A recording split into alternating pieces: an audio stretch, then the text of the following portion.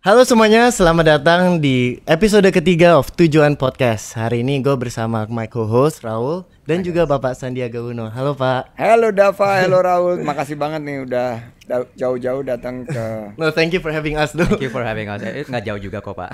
jauh-jauh datang ke sini terus mesti setup lagi di sini. Mudah-mudahan nggak too much hassle ya. Ya kan kita harus, anak muda harus keep on hustling, right? Yeah, keep on moving. Nah, Bapak Sandiaga ini adalah sosok yang sangat inspiratif buat saya dan tim kita dan juga untuk negara kita dan juga apalagi generasi muda seperti kita, ya nggak Raul? Yes, very true. Nah, Bapak Sandiaga juga pengusaha yang sangat sukses dan juga seorang politikus dan juga sosok yang sangat mendukung UMKM dengan program-programnya. Pak, tapi sebelum kita mulai ngobrol-ngobrol, aku pengen tahu dong Pak, masa kecil Bapak tuh seperti apa gitu loh, like you seem to be the person who's very active dan di mana sosialisasi dan juga berolahraga, dan juga dulu Bapak di sekolah juga beranking gitu loh Pak. How did you find the time and balance out all the time gitu? Karena dulu, maksudnya kalau saya dulu waktu masih kecil itu disuruh papa mama kayak setiap weekdays itu selalu nggak boleh main PS, tapi ujung-ujung main sama tetangga. ya seperti itu. So mungkin pengen tahu dong Pak, Bapak dulu tuh biar bisa jadi sukses waktu masih Sama kecil. Sama aja sih kayak your normal childhood. Bedanya Dava kan seumur anak saya ya. Jadi you grew up in the 90s. Yeah. Dan you grew up in the 2000s. You're a millennials, benar-benar millennials ya. Jadi saya grew up in the 70s and 80s karena lahir di Sumatera di oil field, terus usia 5 tahunan kita pindah ke Jakarta. Dan di Jakarta seperti anak-anak biasa, yaitu kita banyak berkomunitas dengan teman-teman tetangga. Jadi kebetulan anak Jakarta Selatan banget nih. Di Jalan Lamandau. Terus pertama olahraga yang ditekuni itu justru karate. Oh, karate. Karate dulu. Jadi karate papa bawa ke salah satu klub karate, dulu namanya Ranting Karate, itu di Jalan Kiai Haji Ahmad Dahlan. Setelah karate 2 tahun dibawa jadi mulai berenang. Setelah itu habis berenang, the next sports sepak bola. Sepak bola, wah senang banget lah sama bola. Baru kenal basket itu kelas 6. Sama sih. Kelas 6 ya. Saya juga baru mulai kelas 6. Kelas 6 dan ya udah langsung otomatis fall in love sama basket. Nah, hari-hari di masa kecil itu sangat normal ya, nggak pernah ada yang spesial, selalu ya sama seperti anak-anak lainnya. Suka dimarahin sama orang tua, suka membandel gitu, disuruh pulang jam 5, terus kadang-kadang pulangnya jam 6.30, terus disetrap.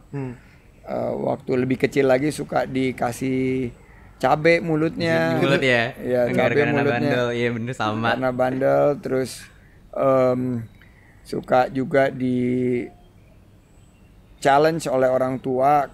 Kalau misalnya terus main seperti ini kapan bisa dapat nilai yang bagus. Nah, mulai serius belajar itu di SMP kelas 2, kelas 3. Saya kebetulan di SMP 12, SMP negeri. Jadi kaget juga tuh pindah dari SD yang swasta ke SMP negeri. Pergaulannya lebih ini ya. Pergaulannya luas sekali karena satu angkatan itu kelasnya satu dari A sampai N. Bayangin aja tuh, berarti kan ABCD N tuh 14 kelas kan. 14 kelas, ya benar ya 14 ya. J, K, L, M, N, ya 14 kelas kali 50, jadi ada 700 satu angkatan gitu. 700 siswa. Kalau senioritas gitu masih ada? Oh, memang masih kuat di situ ya? Seniority and all that. Oh, waktu itu iya, karena pasti kan ada periode dikerjain dulu ya. Ada ya. Bulan-bulan pertama dikerjain di kelas 1 sampai kelas 2 udah agak nggak dikerjain, pas kelas 3 ngerjain yang kelas 1. Tapi ya itu siklus. Nah, baru kerasanya pas masuk SMA. Masuk SMA ke SMA Pangudi Luhur. Di Pangudi Luhur itu ya Rambutnya memang panjang, Mbak? rambut panjang, gondrong, gimbal. Kalau rambut panjang berarti pinter. Rambutnya panjang. Dulu boleh panjang, baik pinter maupun kurang pinter tetap boleh aja panjang gitu. Namun yang menarik di Pangudi Luhur itu terinstitusionalisasikan program ospek ya, program kita pengenalan orientasi itu dalam satu kegiatan yang disebut sebagai jambore. Jadi waktu itu jambore seminggu ya kita asli itu sama yang senior kelas 3, kelas 2 jadi bulan-bulanan lah intinya. Nah, tapi setelah jambore itu selesai. Nah, saya adalah tahun terakhir yang mengalami jambore itu. Tahun selanjutnya dilarang oleh Kementerian Pendidikan dan Kebudayaan, dilarang oleh Dinas Pendidikan karena itu kan equal to bullying. Tapi ternyata pengalaman saya mengalami masa kecil yang cukup keras oleh senior-senior itu justru malah mengasah kita supaya tegar, supaya kuat, tidak mudah patah semangat, tidak cengeng. Terus kita inovatif karena mencari jalan gimana mengambil hati senior. Kita juga saya waktu itu ngambil karena kebetulan saya main basket. Saya banyak terlindungi karena dikenal sebagai udah jago main basket dari kelas 1. Jagoan starter ya? Jadi starter dari starter. Tapi saya dengar Pak dari Om Yuki katanya Om Yuki lebih jago daripada Pak Sandi ini, bukan? Om Yuki jago. Om Yuki itu sahabatnya Pak Sandi. Karena beda sekolah. Beda sekolah. Ya dia jago, lebih jago. Lebih jago, tapi karena saya di Pangudi Luhur ya kelas 1-nya yang saya paling jago. Mantap. Pada saat itu terus dipercayai beberapa kali jadi masih bench karena yang kelas 3 kelas 2 kan yang main. Iya. Baru mulai jadi starter itu di ujung-ujung kelas 1 terus setelah itu ya karena banyak bergaul sama teman-teman basket di Pangudi Luhur lebih mudah, lebih cair gitu. Jadi masa kecil saya sampai ke kuliah itu very normal karena memang dituntut belajar dan dididiknya keras sekali oleh orang tua saya. Saya jadi akhirnya terbentuk karakter yang disiplin, karakter yang ingin dapat prestasi yang baik dalam bersekolah, dan itu kebawa sampai sekarang. But would you say that Bapak dulu nerd gitu loh, Pak? Kutu buku nggak? I would say that bisa diklasifikasikan sebagai kutu buku sebagai nerd. Ya? Suka karena baca buku suka baca min 10 waktu itu. Min 10 ini nih udah dilasik. Tetap masih pakai kacamata. Ya ini kacamata tadinya lucu-lucuan tapi sekarang kalau buat baca gitu loh. Tapi saya kalau di Amerika tuh legally blind. Legally blind karena minus 10 minus 9 ke atas lah itu dianggap sebagai visually impaired gitu loh. Jadi ya suka baca, suka di perpustakaan waktu sekolah kuliah di luar negeri. Dan karena dituntut apalagi menerima beasiswa kan selalu ada laporan yang harus disampaikan ke pemberi beasiswa. Jadi saya terpacu untuk belajar dan memberikan yang terbaik sih. Itu yang saya ingat dari masa kecil saya. Tapi dari membaca gitu Pak, do you say like it really shapes your success? Dan do you really like, maksudnya sejujurnya untuk umuran kita ya kayak pada males ya, males banget ya bro.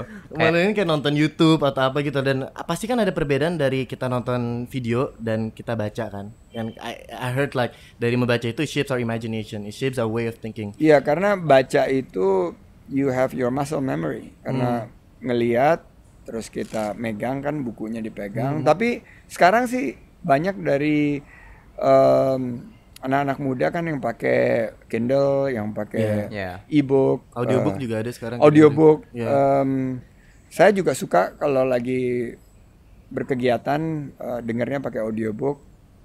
Dan sekarang podcast banyak banget yang bagus-bagus. Jadi saya dapat informasi banyak dari podcast juga. Jadi buat saya tuh membaca itu is general word untuk memperluas wawasan kita. Jadi informasi kan. Jadi informasi itu bisa datangnya dari YouTube, bisa datangnya dari buku, bisa datangnya dari podcast, bisa datangnya dari browsing dan lain sebagainya. Tapi make sure what you read itu adalah sesuatu yang menginspirasi, memotivasi, terverifikasi dan tervalidasi. Jadi you get the best of information. Berarti dulu Bapak do you read more of like fiction atau kayak autobiografi gitu loh? Non-fiction. Non-fiction. Saya suka juga baca novel, tapi mungkin 1 dari 10 buku yang fiction ya. Yang non-fiction itu yang banyak mendominasi. Biasanya yang fiction itu aku dapatnya dari film. Jadi buku yang dijadiin film gitu loh. Karena ada sih beberapa buku-buku yang majestic, yang keren banget, 1000 lembar gitu loh. Judulnya The Suitable Boy. Itu buku Vikram Seth yang nulis tentang satu bagian sejarah di India gitu. Itu fiction. Tapi di dalam buku fiction itu kita belajar tentang sejarah India. Nah, jadi kayak gitu-gitu selalu lebih menjadi pilihan saya gitu kalau membaca. Terus kalau nonton film gitu ada yang dokumenter atau yang documentary atau yang fiction, aku biasanya pilih yang documentary atau yang fiction berbasis cerita yang real gitu loh. Real story, based on real story gitu. Dan ngomong tentang pilihan tuh, Bapak kan dulu dari kecil tadi you like to do sports, dari karate ke main bola, habis itu main basket, and you know sampai sekarang pun you're still very active gitu loh. Dan setiap pagi maksudnya setiap hari Rabu, Kamis, kecuali Senin Kamis ya karena Bapak puasa, you always run for like a couple of kilometers atau bersepeda atau enggak swimming. And so sports has been a big part of your life gitu loh. Dan apakah itu sesuatu yang Bapak ingin juga kasih lihat terhadap kaum kami juga untuk kayak guys, soalnya beberapa teman aku tuh juga ada yang banget karena kerjanya terlalu ke pressure itu jadi malas berolahraga gitu loh Pak. And what do you gain from doing sports, and is that something that you try to encourage us to really di dalam satu kesibukan kita, please find the time to do sport because it's good for us and it helps our like discipline and like motivation. And sports itu ada filosofinya ya, bahwa itu bukan hanya kewajiban kita untuk hidup sehat, tapi sports itu justru kebutuhan kita. Bahwa di balik tubuh yang sehat ini kan klise banget, ada jiwa yang kuat kan, mens sana and corpore sano gitu. Tapi ternyata research udah membuktikan bahwa sports itu adalah kunci untuk kita hidup sehat, kunci untuk kita umur panjang, kunci untuk kita berdaya juang, kunci untuk kita selalu berpikir positif karena ada zat endorfin itu ya. Kalau kita olahraga kan tubuh kita secara natural, secara alami memproduksi zat endorfin yang setelah di research itu adalah enzim yang membuat kita berpikir positif dan selalu optimis, penuh motivasi dan lain sebagainya. Jadi sports ini juga mendidik kita bahwa di dalam hidup you need preparation. Kita butuh persiapan. Nggak ada olahraga itu yang nggak pakai latihan terus bisa jago gitu loh. Harus ada latihannya gitu loh. Dan latihannya harus rutin tanpa skip gitu. Dan akhirnya menjadi kebutuhan kita, dan kalau kita nggak olahraga sehari gitu ada yang something missing. Jadi preparations. Yang kedua, sebagian dari orang berpikir bahwa sports itu individualistik. Ternyata enggak. Sports itu mau itu lari, renang, tetap juga merupakan tim. Jadi you learn teamwork di dalam, dan sekarang di manapun sisi kehidupan kita perlu teamwork kan. Ketiga, in any kind of sports itu ada speed, ada elemen speed. Jadi kita harus bergerak cepat. Di dalam hidup kita juga harus bergerak cepat, harus mampu untuk menangkap peluang, mencetak pemenang. Dan terakhir, sports itu adalah endurance, napas panjang. Nggak bisa kita sprint aja terus jadi jago gitu loh, atau juara. Basket aja kan 4 quarter. Kalau kita jagonya cuma 2 quarter, terus 2 quarter terakhir percuma juga. Jadi itulah filosofi yang saya dapat dari olahraga. Dan anak-anak muda mesti, menurut saya, all in all kita harus dorong sehingga bukan hanya prestasi olahraga Indonesia meningkat, tapi kesehatan bangsa ini dan kemandirian negeri ini tuh bisa kita raih, kita bisa capai. Alright. So maybe kita bisa move on ya. Jadi after university, Pak Sandi sempat kerja di finance, right? Di Bank Suma ya, kalau nggak salah. Which was led by Pak William Suryajaya. Suryajaya. Who was William Suryajaya to you? Was he a sort of mentor? To me, he's a mentor, he's a hero, tokoh yang menginspirasi, guru, sekaligus juga yang menjadi teman dalam berdiskusi. Later in my career, waktu awal-awal masuk sih nggak kenal ya, karena terlalu bos banget kan. Tapi setelah saya dapat kesempatan lah, Tuhan Maha Baik, saya dibukakan kesempatan untuk menapaki karir dan dipercaya di posisi kunci di dalam grup pada saat-saat yang menentukan, dan akhirnya saya dapat kesempatan untuk berinteraksi dengan Pak William mungkin di 10 tahun terakhir masa produktif beliau. Dan saya dapat banyak banget dari dia. Masih ingat nggak the first interaction sama Pak William? First interaction sama Pak William itu selalu di meja makan. It always involve food. Dan dia pencinta makanan enak. Dia selalu ramah menawarkan kita makan. Jadi kalau ketemu sama Pak William itu selalu yang pertama ditanyakan sama dia, udah makan atau belum. Karena kalau belum makan dikasih makanan. Di sini kan dikasih makanan kok. Iya, mana makanannya? Ada tuh. Iya makanan. Mana tuh? Makanannya di bawah. So I guess it's a good sign, guys. Jadi setelah makan terus ngobrolnya itu karena saya tahu dia waktunya sangat sibuk dan pasti banyak banget yang mau ketemu sama dia. Saya selalu tanya hal-hal yang to the point, pandangan dia terhadap bisnis, dan ternyata beberapa credo bisnis dia itu luar biasa, bahwa bisnis itu tentang reputasi, bahwa bisnis itu bukan tentang making money only. Making money is salah satu dampak daripada menjaga reputasi kita, misalnya seperti itu. Kedua, bahwa bisnis itu bukan untuk diri sendiri tapi untuk menjadi aset bangsa. Gak kepikiran kan kita kalau memulai suatu usaha, apakah kecil usahanya, mikro atau ultra mikro, kecil, ternyata itu adalah aset bangsa karena kita menciptakan lapangan kerja, dan lapangan kerja adalah hal yang sangat dibutuhkan oleh bangsa ini. Tapi Pak, kayak when you graduate, kerja dengan seseorang yang konglomerat gitu, I mean, you said that dia di atas banget, he's your boss, right? Dan jujur yang saya rasakan sekarang nih, saya baru lulus dan saya sedang magang kan, what we learn from university dan yang apa yang kita kerja itu sedikit berbeda gitu, karena kan teori. Kalau saya sih jauh berbeda. Apa yang saya pelajari nggak ada yang diaplikasikan satu sedikit pun juga. Tapi di kuliah itu kan kita bukan belajar hanya ilmu kan, tapi kita belajar tentang system thinking, kita belajar tentang critical thinking, kita belajar tentang kearifan lokal, kita belajar skill untuk komunikasi, negosiasi, skill untuk promosi, dan skill-skill dasar yang dibutuhkan di dalam kita menjalankan tuh. Terus terang waktu itu, apalagi masuknya ke perbankan ya, saya belajar tentang perbankan itu ya di situ, di hari pertama kerja gitu, waktu masih di training gitu. But how did you like stand out dari yang lain gitu Pak? Maksudnya seseorang William Suryajaya itu notice Bapak gitu loh, karena saya kan juga baru yang kayak lulus nih, saya pengen banget dong pasti di notice sama bos saya nih, oh this guy is working hard. Tapi kan masalahnya itu saya yang kayak I don't know what does he look for, dan kayak apa ilmu yang saya karena kan again kayak baru lulus kuliah, jadi saya nggak tahu nih kayak pekerjaan itu seperti apa. How did you stand? Nggak notice sampai long after mungkin 8 tahun baru saya di notice gitu oleh beliau. How long did you stay in that perusahaan for? I started working di grup itu kan tahun 90. 90 terus saya sempat dikirim keluar.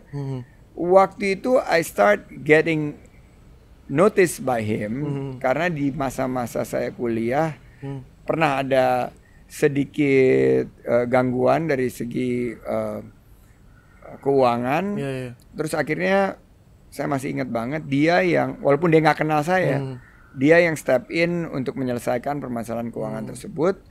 Dan setelah saya balik, saya ya terkubur lah di antara ribuan orang yang kerja buat dia kan. Tapi karena saya dapat kesempatan untuk jadi, nah inilah serendipity ya, kebetulan-kebetulan yang you will find that in your life. Kebetulan-kebetulan yang sebetulnya bukan kebetulan gitu, tapi ya dari atas gitu. Saya dapat tawaran jadi suruh pilih gitu loh untuk meniti karir manajer, dari manajer jadi vice president. Tapi pas saya belum masuk ke manajer, baru masih awal junior banget, ditawarin a different track gitu, jadi asisten pribadi gitu. Sebetulnya nggak glorious kan, beli kopi, nyiapin baju gitu, tapi I have access to the top. Nah, akhirnya saya jadi asisten pribadi dari salah satu CEO di grup yang notabene anaknya beliau gitu loh. Nah, dari situ setiap kali anaknya bertemu sama bapaknya, orang tuanya, ya saya terpaksa ikut kan, angkat tas, bawain tas. Nah, disitulah dia suka ngasih uang. Itu Pak William tuh terkenal selalu punya segepok duit di kantongnya itu. Siapapun yang datang tuh dikasih duit sama dia. Mau satpam, supir, termasuk staff pribadi yang waktu itu saya notabene masih usianya 24 tahun gitu loh. 23-24 tahun suka dikasih gitu. Lama-lama dia notice. Baru tahun ke-7, tahun ke-8 baru diajak ngomong gitu loh. Tapi dia udah lihat. Jadi itulah serendipity yang saya hadapi. Akhirnya begitu dirangkai itu menjadi your career path. Right. Jadi talking about career path, Pak, kayak I want to talk about failures gitu loh. Karena orang yang sukses tuh kebanyakan itu bukan nggak pernah, cuma kebanyakan of course glory their success gitu loh. Oh, gue pernah sukses di sini. Jadi kelihatan of course bagus di depan mata orang. Dan saya tuh lihat Bapak di in some podcast and in the news as well. You were one of the person who embrace your failure. Dulu katanya Bapak sempat minjem duit teman untuk makan siang sampai ada titik poin terendah buat Bapak gitu loh. So how did you feel during that and phase? We also read that Pak Sandi sempat di reject ya sama 25 company. Iya.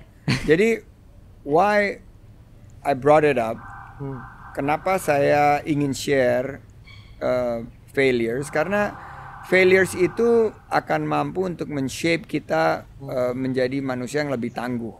Karena kalau kita cerita suksesnya, banyak teman-teman anak-anak muda ingin sukses secara instan. Dia lihat, wah, ini anak muda waktu itu usia 40, tembus Forbes, dan lain sebagainya. Tapi saya selalu ceritakan gitu bahwa I got here through very difficult path gitu loh. Jadi saya pernah di PHK, saya pernah hampir bangkrut, saya pernah ditolak sama 20-25 perusahaan. And I feel good now to see those 25 companies yang sebagian udah harus tutup. What would you say to them? I wouldn't say anything. Karena aku orangnya kan harus humble. Tapi saya nggak dendam, tapi saya catat gitu.